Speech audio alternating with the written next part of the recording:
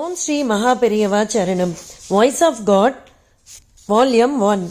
Main title, Religion. Chapter 23. The use of religion. The role of religion. Religion is the means to achieve the four Purusharthas, worthwhile objectives of life, that is, Dharma, Artha, Kama and Moksha. In Tamil, Dharmam is called Aram. Artham is called Porul. Kamam, Moksha are respectively Inbam and Veedu. The word Purushartham has in it the word Artham. In the four objectives mentioned above, there is the word Artham next to Dharma. Arthathil means to desire to have. The word Purushan, that is, those born as humans, whatever they desire to have are the Purushartham. What does man want to have? Since in the unevolved state in which we are, usually we desire to have money and other things of life, this has come to mean Artham.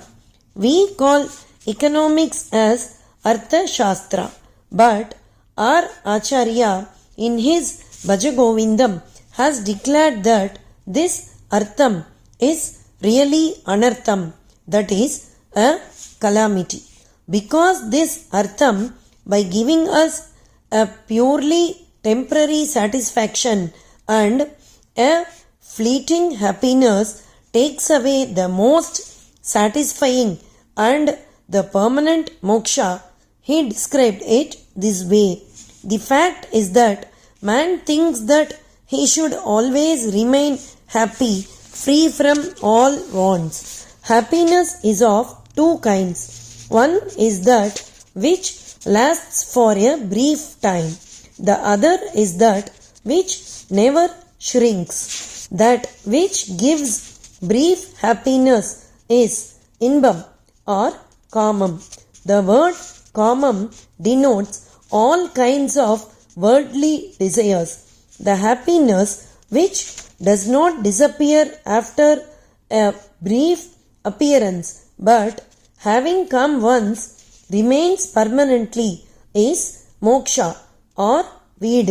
Because the glory of that great bliss is not known to men, they desire kamam, which is small pleasure. Therefore, what we should really desire to attain is moksha.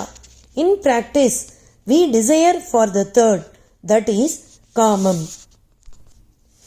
We get pleasure by eating a feast. That is a kind of happiness.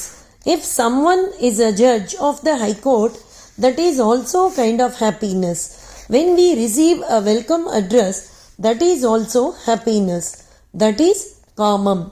These pleasures are not permanent. That with which we earn these little pleasures is Artham. That can be in the form of grains or money or house or even people. Artham is the means to Kamam. We enjoy this pleasure for a short while and exhaust it. The agitation starts in the mind to have the pleasure again. The state of great bliss in which nothing more is desired is moksham.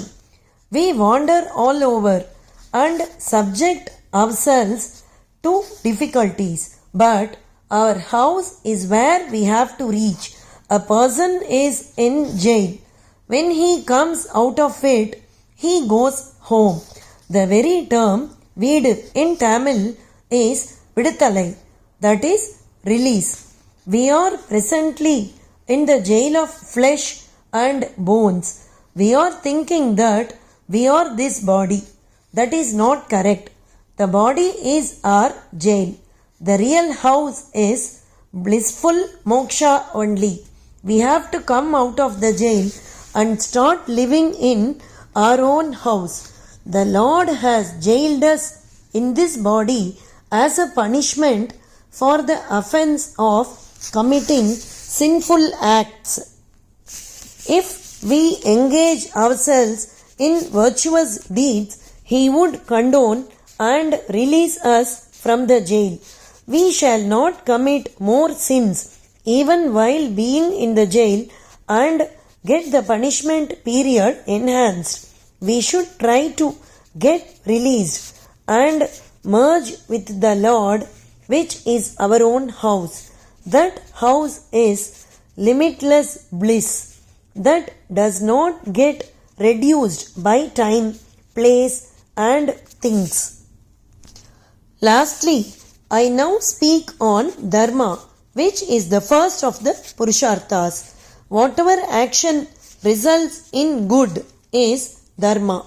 In Tamil, Aram Seiya Virumbu, desire to do Dharma, is first of the moral aphorisms. Although what results in good is Dharma, generally Dharma is used in the sense of giving. The beggars, when they ask for alms, say, "Please do Dharmam." They also call the housewife Dharma Mata. We usually talk of Dhan Dharma.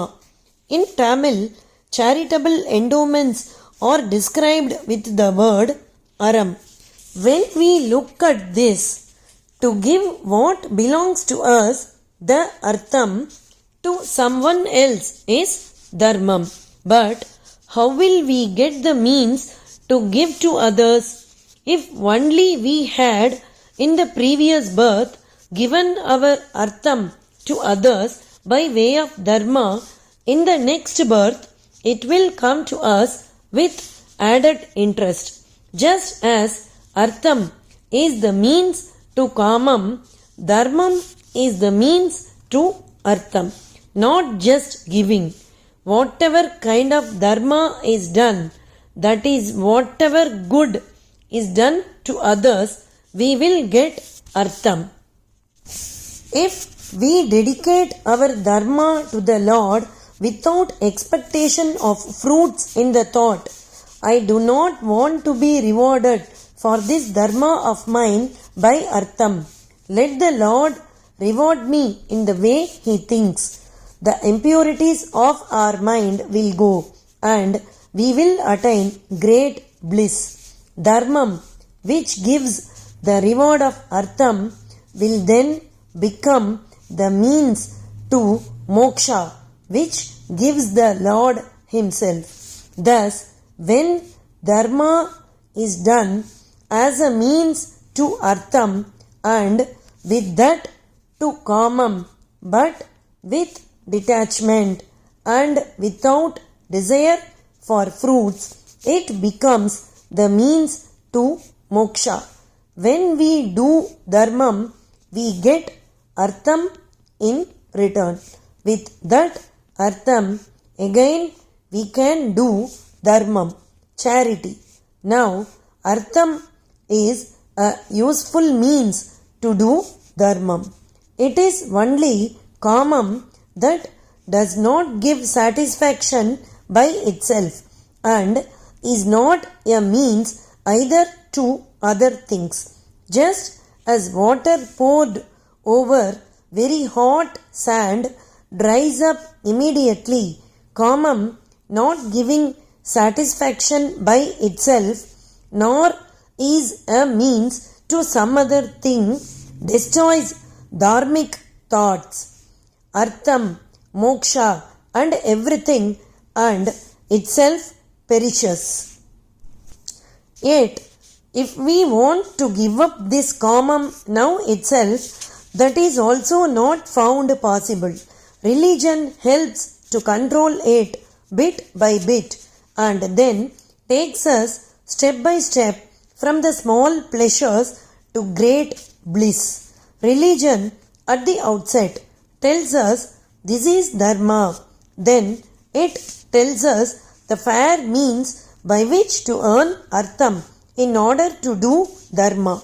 Then it says what kind of Kamam we can have with the Artham till we have evolved. All this it has laid down in a methodical way and finally shows the way to discard the little pleasures and attain the permanent bliss, which is moksha. The soul getting released from bondage and remaining in complete freedom and always in a state of bliss is moksha. The purpose of religion is to enable us to attain it. It is absolutely clear that people do not have permanent happiness. Religions have come up only to reach them to such permanent happiness.